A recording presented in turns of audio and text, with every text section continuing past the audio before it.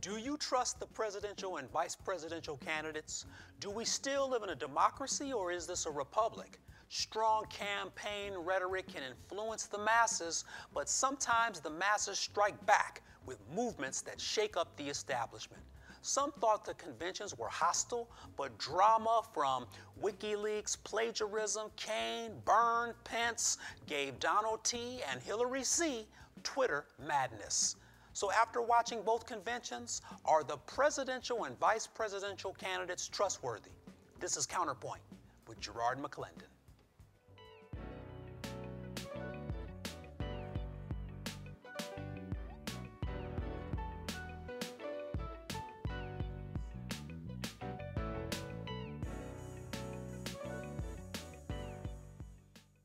Say clearly, I like and respect all three of the Republican candidates in the field. I particularly want to commend Donald Trump, who I think has given voice to the frustration of millions of working Americans with a lack of progress in Washington, D.C. And I'm also particularly grateful that Donald Trump has taken a strong stand for Hoosier jobs. When we saw jobs in the Carrier Company abruptly announced leaving Indiana, not for another state, but for Mexico. I'm grateful. I'm grateful for his voice in the national debate. And let me say, I've come to my decision about who I'm supporting, and I'm not against anybody, but I will be voting for Ted Cruz in the upcoming Republican primary. Thank you for watching Counterpoint. Call us at 844-777-9311. Tweet and send Facebook comments to Gerard MC. Are the presidential and vice presidential candidates trustworthy? At the Counterpoint, Dean Reynolds from CBS, Matt Reardon from MCR Partners, and Dr. Vanessa Allen. Thank you all for being at the Counterpoint. Really appreciate it. We just saw Pence say, of course this was from an earlier hit, he said, you know, Donald Trump's going to be a formidable opponent, but he says, I'm all for Cruz. Of course, he was picked as the Veep for Donald Trump, so that's obviously going to change. Question for today, are the candidates trustworthy? Dean, earlier we talked about you saying that this has been a campaign season like no other. Dean Reynolds, CBS News, why do you say that? Well, you have Donald Trump, who is running a campaign that we've never seen before, full of insults, invective, using Twitter to an extreme level, I think. And you have him knocking out 16 other opponents in the course of this. And he has done it largely by backing programs or ideas that are in many ways anathema to the Republican Party, whose nomination he has just claimed. He's against the war in Iraq. He is against immigration, which, you know, George Bush tried to put immigration reform through the Congress, and it was stonewalled by the Republicans there. But he stands for a lot of things that Republicans oppose, and you can see the Bushes are not for him, either president. Mitt Romney's not for him. John McCain's not for him. And Paul Ryan, the Speaker of the House, is barely for him. So Dean Reynolds, I'm going to kick it over to Dr. Vanessa Allen. Dean Reynolds says, Dr. Allen, that Trump doesn't really stand for what mainline Republicans stand for, which means that black people should be voting for Trump. Black Lives Matter. What do you think, Dr. Vanessa Allen? I would not say that. Why not? What's wrong with Donald Trump or either care? Well, let me just say this. From the National Urban League, we as an affiliate, we cannot publicly support any of the candidates. What I can say is that it's important for everyone to listen on both sides and vote from what you hear, vote from what you understand, and vote from what you feel in your heart. The important thing is to vote.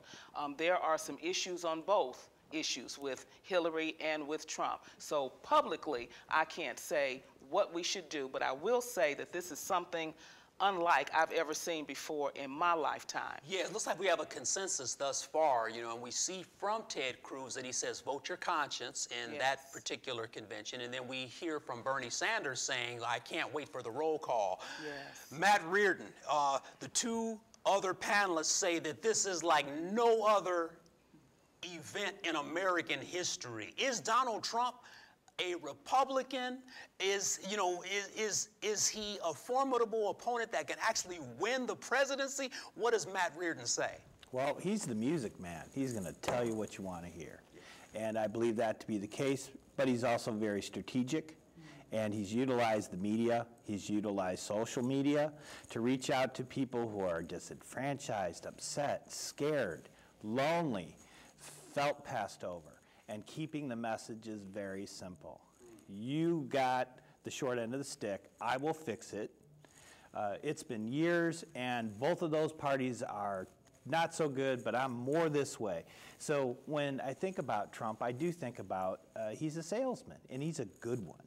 And I look at society. So when my two colleagues here mentioned it's not like anything they've ever seen, it's not. With this utilization of technology, this is going to become the new norm. Information is so available. And one more quick point. Let me just throw this on the table. Trump knows how to use that system. So when we have people accustomed to sitting on their couch and voting for who dances the best and who sings the best and hearing this information, and it's immediate and it is not fact-laden, let's just say that. We're not picking the prom king here. Yeah. We're picking the president of the free world. Yeah, this is what makes it so fascinating to me, because it used to be a 24-hour news cycle. Then it turned into a half-day news cycle. The news cycle now is like 30 seconds, and Donald Trump doesn't have to spend any money to dominate the news cycle. Newsrooms, CBS News, Dean Reynolds. What is it like in a newsroom when these stories come up and you have to cover a Hillary Clinton for defending herself against Donald Trump, or a Donald Trump defending himself against Hillary Clinton? Well, there's a huge debate within the news media about how we have covered Trump specifically. All he has to do is pick up the phone and he gets on the air. I think they've estimated that he's gotten millions of dollars of free publicity that way. And the head of CBS Inc. said he may not be great for the country, but he's great for CBS, meaning that he draws eyeballs to the TV. But yeah, we have to pay attention to everything, because a large part of what he says is shooting oneself in the foot. He will say stuff like right after the Orlando tragedy, he said, happy to accept your congratulations for being right. It was about him and not about the tragedy. Yeah. But I would say that there's one other level that makes this race unprecedented. It is that we have the two most unpopular candidates running for president. That has never happened before. Yeah, it's like we saw the feel the burn people come out, Dr. Vanessa Allen, and there's some very upset people here. We see that the campaigns of the other 16 candidates on the Republican side, it's like they had they were sprinters, but when it came time to be a distance runner, they lost all traction. Let's talk about not necessarily the Urban League, but let's talk about urban America. Who's the best candidate or the most trustworthy for urban America? Or is there one? I am. You're in. Vanessa Allen for president. Okay. You're on my short list. Thank you. Quickly moving to the top. That's right. At this point, Gerard, it's very difficult to say. I know that there have been a lot of comments that were made by Trump that was just devastating to the urban community in terms of the discriminatory words that he says, or the things that he calls out that are just painful. It's just painful to a community who has already been depressed and deprived from. And that's how he gets his attention. And he does. Polarizing. Exactly. So it's very painful to watch, including sometimes Hillary Clinton will come out and say some things, and we understand from past presidents that everything that she says is sometimes questionable. So there's a problem on both ends. Yeah. Analysts say that we're quickly becoming an urban party versus a rural party, And the urban party is the Democrats, and the rural party are the Republicans. Yeah, and when it comes to WikiLeaks, Matt Reardon, WikiLeaks, even though Donald Trump is, he's the gadfly, he can say whatever he wants, but at the same time, Hillary Clinton has had to defend herself from 30,000 emails covered up, WikiLeaks exposing the DNC and Benghazi. So the trustworthiness, where do we stand here, Matt Reardon? Well, I think you see a lot of the challenge for leadership in our country about what they say and when they say it. But because I mentioned that news cycle, it's so quick and so fast. So when you say Hillary Clinton's responsible for the death of 4 people in Benghazi because she didn't say the right thing at the right time, it's easy to point that out. But, I could turn around and say, well, there were people that flew planes into our country, into buildings, and we had a guy in the White House that didn't know that either. So you can do this comparing. And, you look at that and I say, okay, yep, probably a mistake was made. They should have been more forthcoming. And with the news cycle and how elected officials are really going to have to start dealing with it, it's this. Hey, look, you know what? It's okay to make a mistake, but you know what? When you double down, you're really going to get it when you try and hide the actions as something wrong. It's okay from time to time to say, you know what? We didn't really know. Because I'm sitting here in the United States and they're in Benghazi. And yes, is it my responsibility? Yes, and can we do it better? But I'll say this, WikiLeaks. Again, it's the new age of information. Now, the last group of people I thought sought out information that was of the Democratic Party, a lot of those gentlemen went to jail and the then president took an early ride in a helicopter out of the White House. And that's what happened the last time. This is a good point. My segment's closing here. I got to get from the three of you tax release. Should Donald Trump release these taxes? Can Dean Reynolds from CBS News have lunch with Donald Trump and say, Mr. Trump, I need you to release these taxes, give CBS the scoop? What do you think? I can't say I need him, but I can say, look, everybody before you has done this. Every single candidate has done this, and do you really think you can BS your way through the entire campaign with this nonsense about, well, I'm being audited? That does not preclude you releasing your tax returns, and Mitt Romney, the last Republican nominee, says he's not doing it because there's a bombshell in there. Either he's not as rich as he says he is, or he's not as generous as he says he is, either one of which would, for a normal campaign, be damaging. But I don't know it will be this time. You know what? I'm going to have to come back to all of you in the next segment. This is some powerful stuff. Hold tight. You know what? We got to go to We the People next. Are the candidates trustworthy? Here are your comments on Facebook. Cheryl King says, I haven't trusted Hillary since her non-apology to Patricia Smith, mother of vet Sean Smith. Telly Wood says, trust them? Never. Debbie Bulow says, I trust Donald Trump. He wants to bring back jobs, fix health care, and build a wall. On Twitter, @Bonita Applebaum says, no, the candidates aren't trustworthy. Wow. You know what? Tell us how you really feel. Counterpoint will be back in a moment.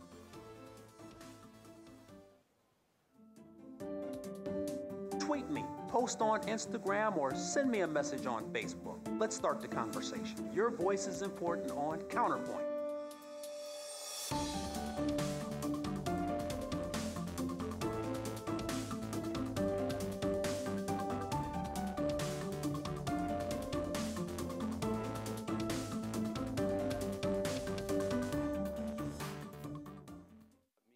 We learn from our missteps along the way, and she has said, look, I wish I had that Iraq War vote back. And I think most of us, if we're truthful, we have to acknowledge that we often learn more looking in the rearview mirror and saying, wow, I went down this path and I might do it differently next time. She's made some fantastic decisions. She's made some decisions where she said, look, I've learned from this one.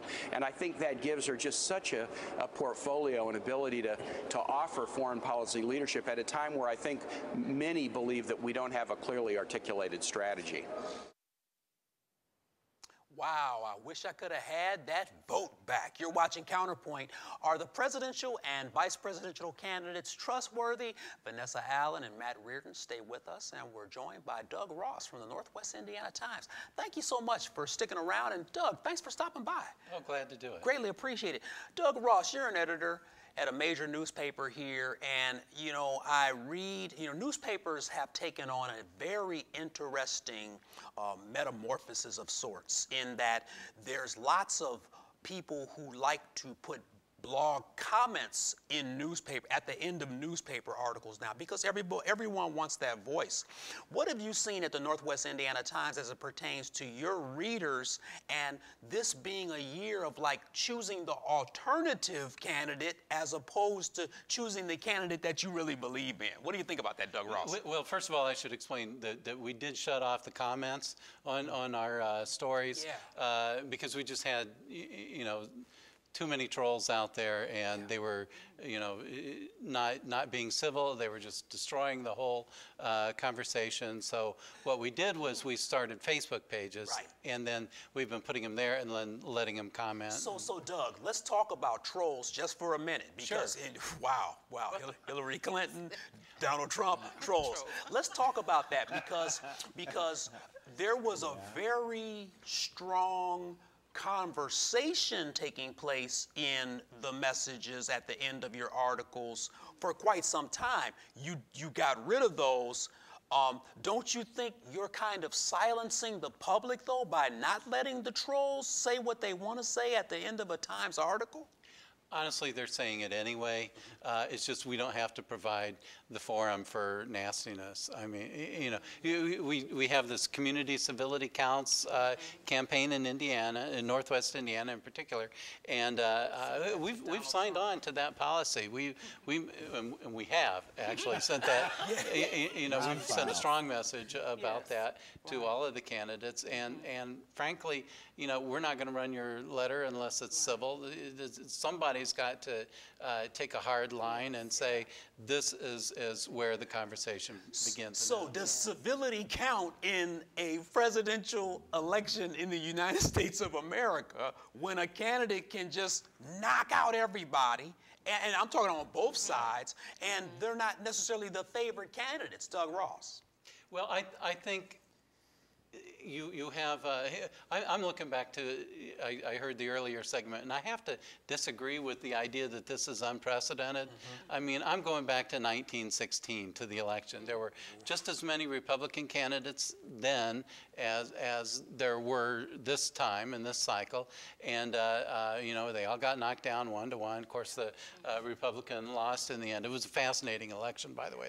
There were two Hoosier vice presidential candidates, so it's one to read about. But that was a real crazy campaign too, and there were other crazy campaigns in the past, but why should we do that now? There seem to be some lines drawn in the sand on these candidates.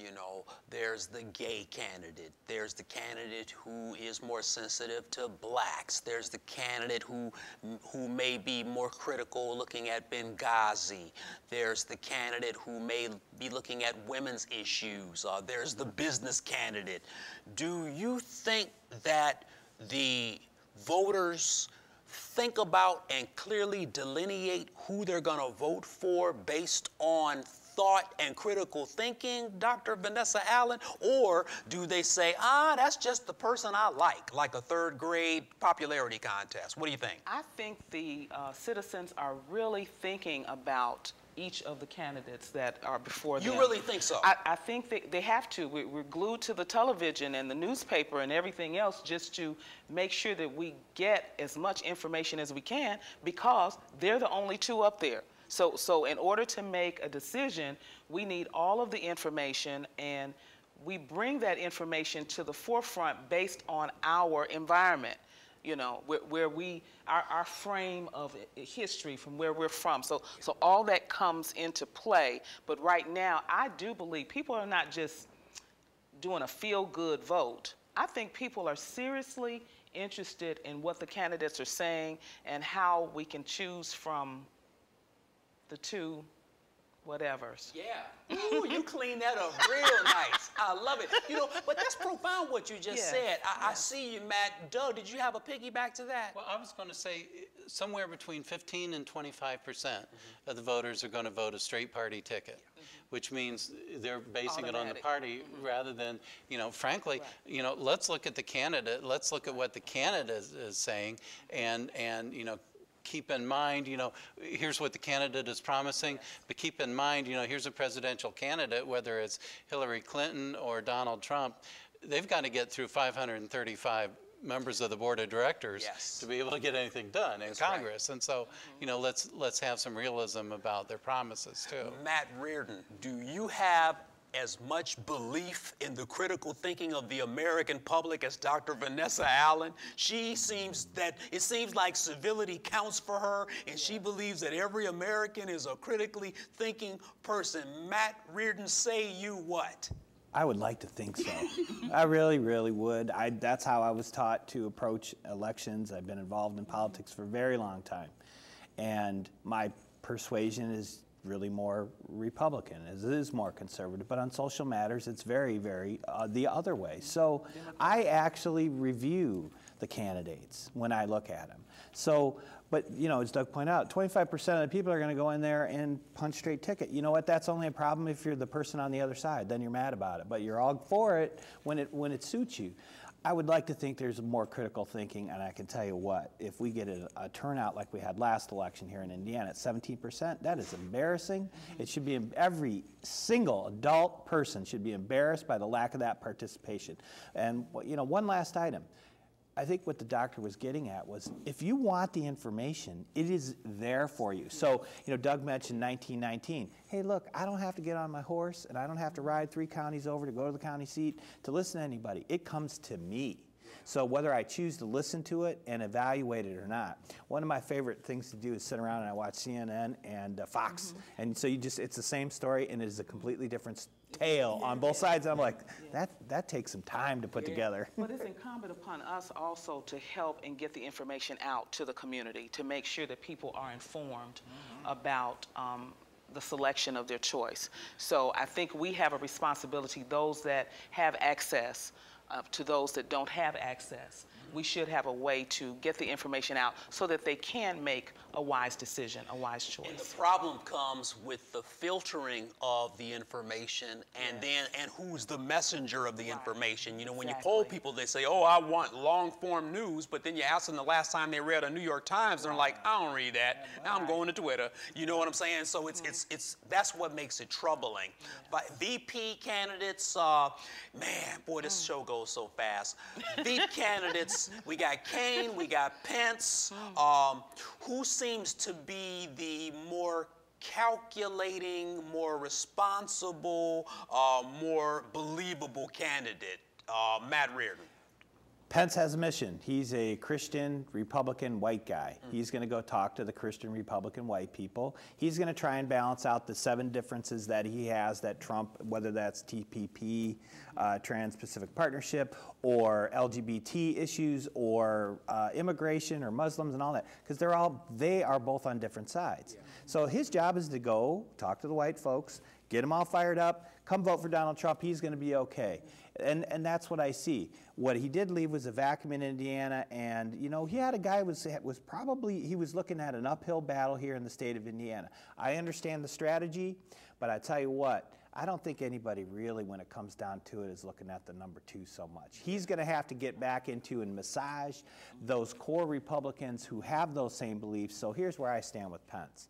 I don't know that he's going to get more people out to vote. He's not going to change anybody's mind. Vanessa Allen, Kane, let's look at Kane. Speaks fluent Spanish. You know, his coming out party, Hillary Clinton, she trotted him out there like it was a dog show, and so you get out there and you endorse me and speak a little Spanish while you're at it. You know, what do you think about Kane? At this point, Kane nor Pence are relevant to the conversation. I just really think that they may somewhat balance out, maybe. But right now, people aren't even looking at the VP. They're still shocked. Yeah, trying to process. That's the word. Right. Seriously, people are still shocked on what's happening in the presidency. So the VP is not really. So Doug Ross, you're going to pretty much get the last word here. I just want to say this as an editor at an amazing newspaper, Northwest Indiana Times. I didn't pay you to say that. Yeah, absolutely. Just quickly, give me 10 seconds. What is the energy like in the newsroom? Oh, it is pumped. We're really looking at, not just, what is the latest outrageous thing this candidate has said, either on TV or Twitter or whatever, but, we're really digging down to find out, what do they actually believe? And that's a little more difficult than you might think. Yeah, that's always tough. I really wish Pence would have fixed that darn 912 bridge before he got out of here as VP. Hey, but that's all.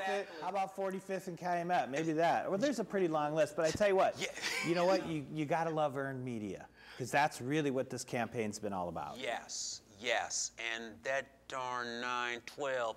But I do want to say this, though, and God bless the families who lost people. 14 people were killed, while trying to build that bridge, and I would hope they could rebuild it again, but condolences to those families. Thanks to my guests, Matt Reardon, Dr. Vanessa Allen, Doug Ross, and Dean Reynolds for joining me at the Counterpoint. If you don't vote, don't complain. It's not a good look. Stay positive. I need you to keep your head up and always be encouraged to voice your counterpoint. Have a great week.